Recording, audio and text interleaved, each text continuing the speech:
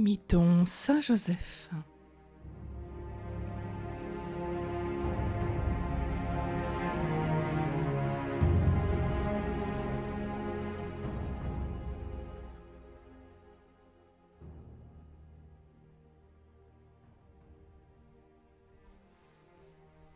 Saint Joseph, modèle de la modestie et du silence.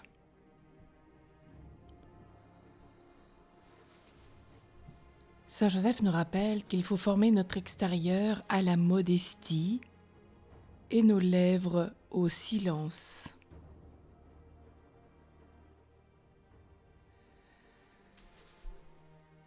Quand rien de nous ne puisse blesser les yeux du prochain et que tout soit conforme à la sainteté de sa profession. Il nous rappelle aussi que où habite Jésus, la modestie y habite aussi. Et lorsqu'il y a une solide vertu au-dedans du cœur, il y a une douce modestie au dehors. Cette modestie vraie et sincère qui naît de la paix et de l'humilité et qui doit être connue de tous les hommes, nous rappelle saint Paul aux Philippiens, chapitre 4, verset 5, est celle que Jésus demande de nous. Jésus ne veut pas de la dissimulation et de la fausseté, il en a horreur comme le mensonge et l'hypocrisie. Ayons souvent devant les yeux de notre âme la pensée de la présence de Dieu et nous nous appliquerons à ne rien faire qui déplaise à son infinie majesté. Attachons-nous surtout à ne parler qu'à propos. La langue intempérante est la cause de bien des malheurs. Si quelqu'un ne pêche point en parlant, c'est un homme parfait, nous rappelle la parole de Dieu. Si quelqu'un s'imagine avoir de la religion et qu'il ne mette point un frein à sa langue, sa religion est vaine. C'est toujours saint Jacques dans son chapitre 1 ou dans son chapitre 3. Il nous rappelle qu'il faut parler avec modestie, écouter avec douceur, quelque occupés que nous soyons, prêter une oreille attentive à celui qui s'adresse à nous, et que de notre bouche ne sorte jamais une parole brusque et fâcheuse. Jésus, sur le chemin de Jéricho, fut assailli par les clameurs d'un pauvre aveugle qui ne se lassait pas de crier « Jésus, fils de David, aie pitié de moi » Luc 18, 33. Celui qui allait devant lui disait rudement de se taire, mais tel n'est pas l'esprit de notre Sauveur. Il se fit amener le pauvre aveugle et il le guérit.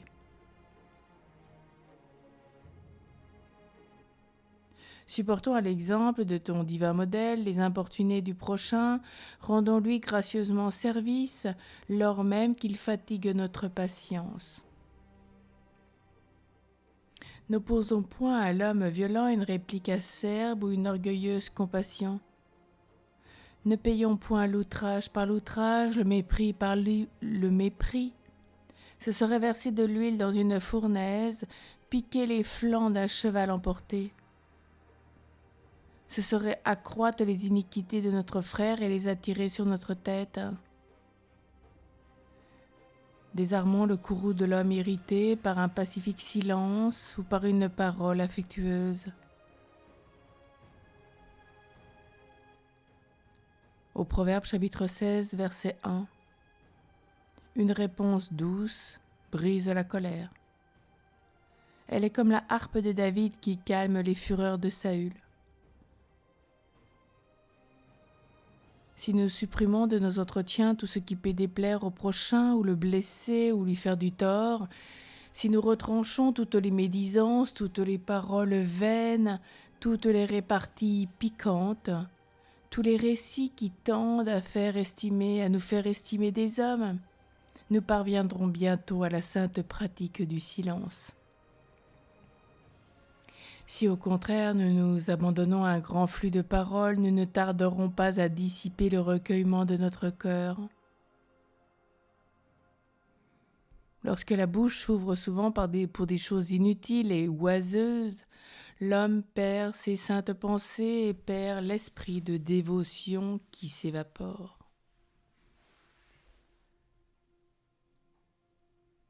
C'est bien le livre des Proverbes, chapitre 13, verset 3, qui nous dit « Celui qui met une garde à ses lèvres en met une à son âme. » Le cœur de l'insensé est dans sa bouche et la bouche du sage est dans son cœur. Ecclésiastique 21, 29. L'homme qui ne sait point réprimer sa langue est comme une ville ouverte et sans muraille. Proverbe 23, 28. Oh, disons souvent adieu avec le saint prophète David. Mets, Seigneur, une garde à ma bouche et une porte à mes lèvres. Psaume 140. Demandons à Jésus l'esprit de sagesse et de discernement qui nous apprendront le temps de se taire et le temps de parler. Ecclésiastique 5, 7.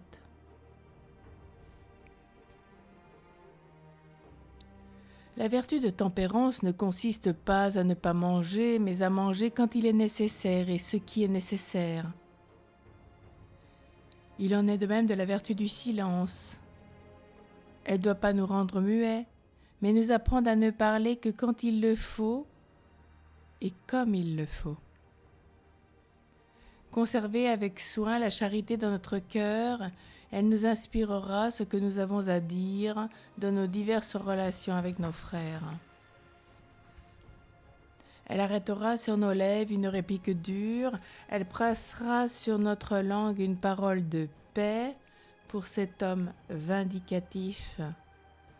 Un mot consolant pour ce malheureux, un avis charitable pour cette âme affligée, elle ne fera tour à tour ou parler ou taire, selon qu'il sera plus profitable au salut de notre âme ou à celui de nos frères. Ô mon fils, ne négligeons rien de ce qui peut contribuer à notre sanctification et à la gloire de notre Dieu. La modestie, la retenue, la discrétion, la réserve dans les paroles sont des vertus qui gagnent leur cœur. C'est une prédication muette à laquelle tous les hommes sont appelés et qui a plus de puissance que les discours les plus éloquents et les plus sublimes. Il y a dans le ciel un grand nombre de saints dont la vie est dont la vie est bien peu connue du monde et qui, sans avoir jamais rien fait d'éclatant, ont contribué au salut de beaucoup d'âmes par la bonne odeur de leur vertu. Imitons-les. Répandons autour de nous le parfum de Jésus-Christ et nous éprouverons une joie surabondante lorsque nous nous retrouverons dans le ciel avec nos frères que nous aurons édifiés et portés au bien sur la terre.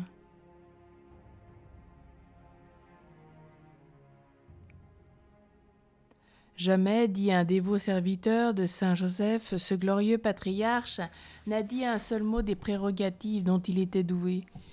Il a été très exact observateur du silence et dans tout l'Évangile, on ne trouve pas une parole, une seule de ces paroles.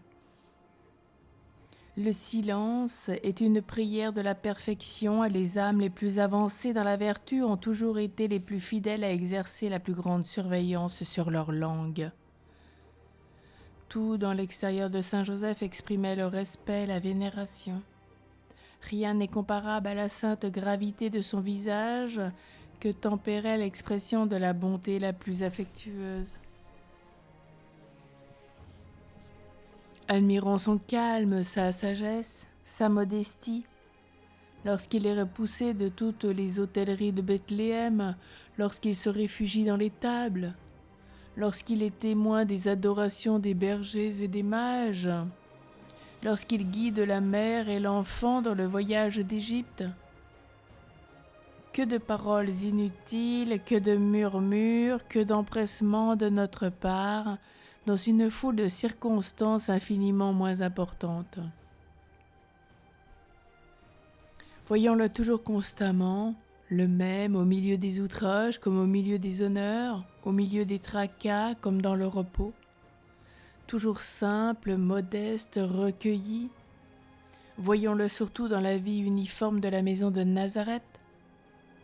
Ne sortons que pour des devoirs essentiels, ne parlant que lorsqu'il le fallait, ne se prévalant de ses sublimes qualités ni à l'intérieur ni à l'extérieur, et conservant toujours sur son auguste visage cette physionomie calme et douce qui était l'expression de la paix ineffable qui régnait dans son âme.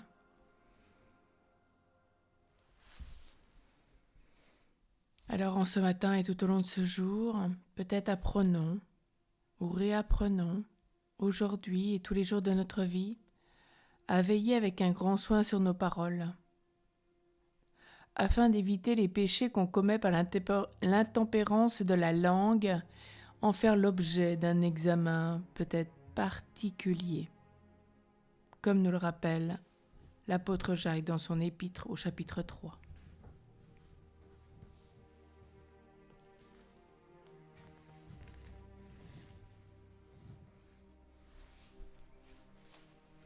Consacrons-nous à Saint Joseph.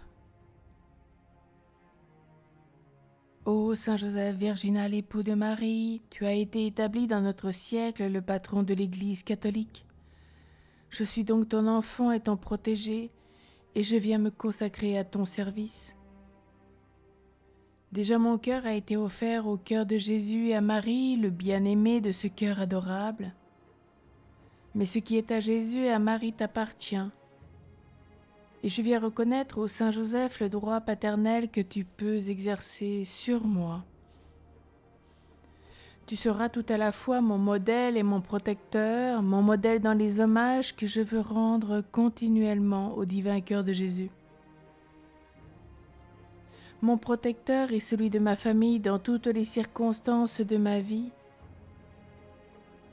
Tu seras surtout avec moi à cette heure dernière où, quittant toutes les choses de ce monde, je pourrais, avec les grâces que tu m'auras obtenues, mourir d'une sainte mort, m'unir dans le ciel au cœur de Jésus pour l'éternité et apprendre la grâce de la modestie et du silence, avec ton aide précieuse, toi qui es mon modèle, maître et père de vie spirituelle.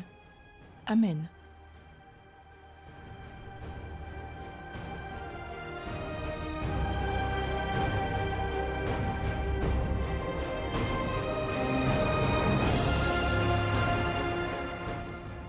Saint Joseph, modèle de modestie et de silence, prie pour nous.